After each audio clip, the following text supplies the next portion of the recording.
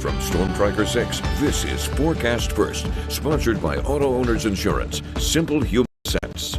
It has been a nice and dry start to the work week across mid-Michigan. We had a lot of sunshine across the area for our Monday as well. However, you will notice in Grand Ledge, we're starting to see that cloud cover beginning to increase. Notice there's more in the way of cloud cover and some precipitation gathering to our west. That'll be moving in as we move into the early morning of the days tomorrow.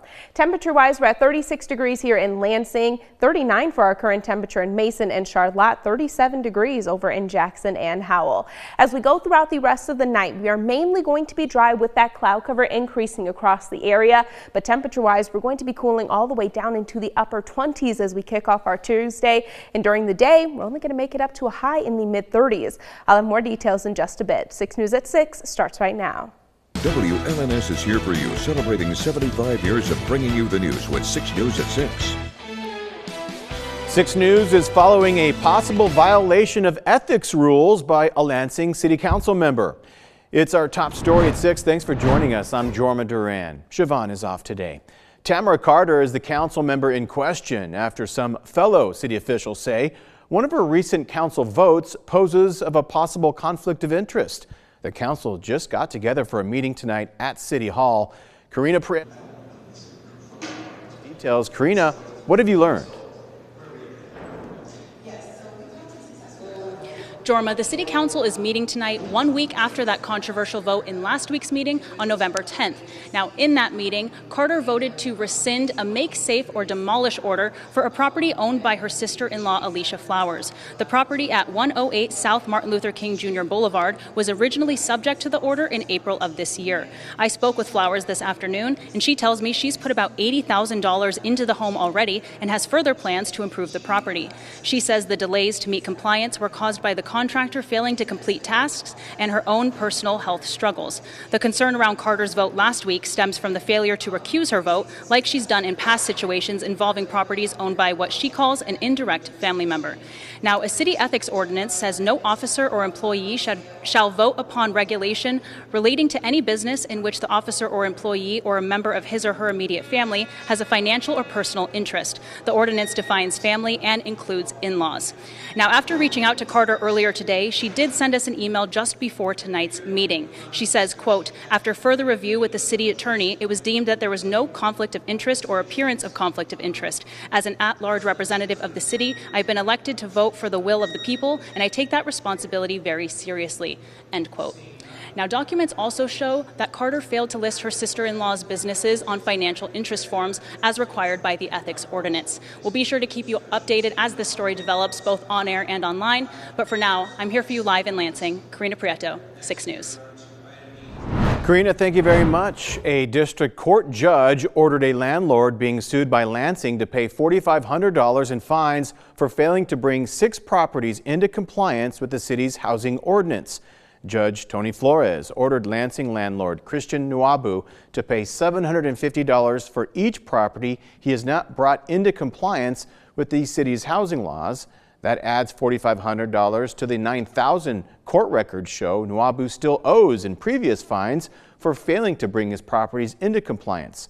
Lansing sued Nwabu on April 1st, accusing him of violating the city's housing ordinance by not repairing 8 properties and, in some instances, renting the red-tagged properties out to tenants.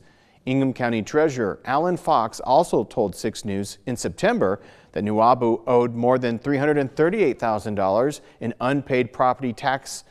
Now, a hearing is scheduled for December 22nd to review the status of the properties still in litigation. Police say a 45-year-old man stabbed his brother in the torso in Jackson. The Jackson Police Department reported that officers were sent to the 1000 block of 6th Street around 7 p.m. Saturday night. They arrived to find a 35-year-old man with a stab wound to the upper torso. He has since been treated for his injuries and released. The 45-year-old man was arrested and charged with assault with intent to do great bodily harm and obstructing police. Police did not say what events led to the assault, and we will update you once we learn more. 2 people were seriously injured after being struck by a vehicle while attempting to cross the street in Jackson County this morning. The Blackman-Leone Town Department of Public Safety reports that Officers responded to Airport Road near Wayland Drive at 6:49 a.m. Officers and emergency personnel arrived to find that a vehicle traveling northbound had hit two people who were attempting to cross. A 33-year-old man and a 20-year-old woman who were walking to work on Wayland Drive were seriously injured during the crash.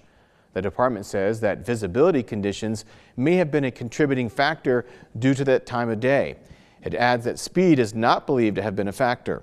We'll update you once we learn more information. A firefighter and two other people were taken to the hospital and treated for injuries after a fire burned a home in Jackson County Sunday morning. The Summit Township Fire Department reports that they responded to a home in the 2100 block of Shelling Drive at approximately 4:32 a.m. The two residents were taken to the hospital for smoke inhalation, and one firefighter was taken to the hospital for burns. They have all been treated and released. The fire is still under investigation and its cause is unknown. Michigan Attorney General Dana Nessel announced a new consumer protection campaign to educate residents about scams and fraud prevention. The campaign is inspired by the TV series Abbott Elementary and will run until November 28th. The campaign features posts, videos, and consumer alerts to help Michiganders stay informed about evolving scam tactics. The campaign includes consumer laws, AI scams, skimming and shimming, fake college websites, ransomware, and tips for safer online shopping. AG Nessel says that scams are constantly evolving, and this campaign delivers important information in an engaging, familiar way to help Michiganders stay a step ahead of fraudsters. The DNR says they're thanking Michigan hunters this fall by hosting a series of hunter appreciation events across the state. The events are called Deer Drop-In Mondays, and they offer the chance to bring in a deer or lower jaw for aging and pick up free hunting swag like patches, stickers, hand warmers, and field dressing gloves. So we're just trying to give back to our hunters. We really appreciate all they do for the deer herd in Michigan.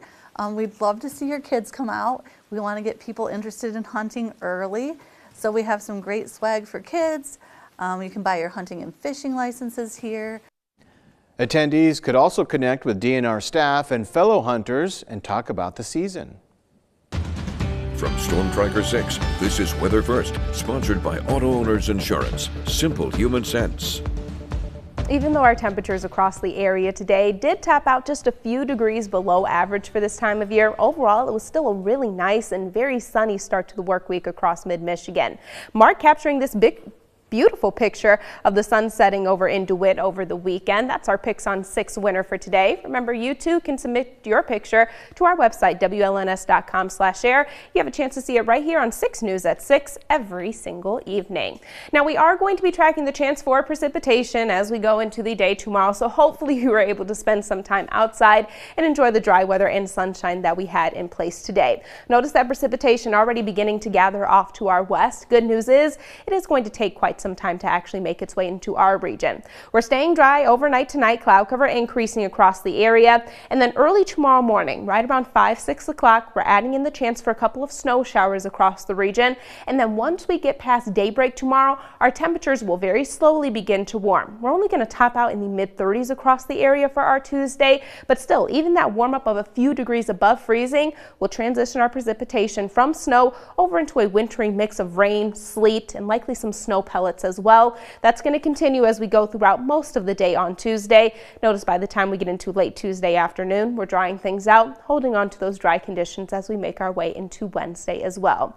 Now, in terms of overall impacts that we are going to see across the area tomorrow, I do think they are going to be fairly minimal. But since this is a wintry mix of precipitation we're looking at, there's still a trace amount of ice that will be possible across area roads. Now, it's only going to be a few hundredths of an inch, but still just enough to create a nice slick coating on area roads just in time for our Tuesday morning commute. So just making sure that we're aware of that, maybe leaving just a couple of degrees earlier tomorrow morning to account for some of that slow and slippery travel we may encounter. Temperatures overall have cooled down pretty quickly. We made it up to a high of 43 degrees here in Lansing, currently sitting right at 36, that peak wind gust 20 miles per hour for our Monday. We're at 37 degrees over in Jackson after a high of 44 this morning, waking up to temperatures in the low 20s.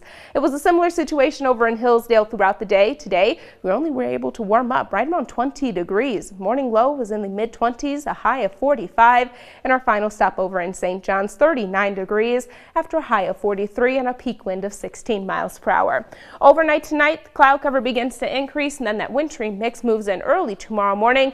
Overnight lows cooling down into the upper 20s. During the day tomorrow, we only make it up to a high of 35 degrees. That is almost 11 degrees below average for this time of year. Good news is the 30-degree highs, well, they don't stick around for long. We're right back into the 40s by Wednesday. It is going to be a rather cloudy Thursday for us in mid-Michigan. We're close to 50 just in time for our Sunday. After that, looks like overall we're staying in the mid to low 40s except for early next week. We actually do have a high in the 50s on Monday. Oh, I thought those were gone forever. We were able to sneak one in there just for you. Give me another one, right? Well, I'll try my best to. All righty. Well, we appreciate it.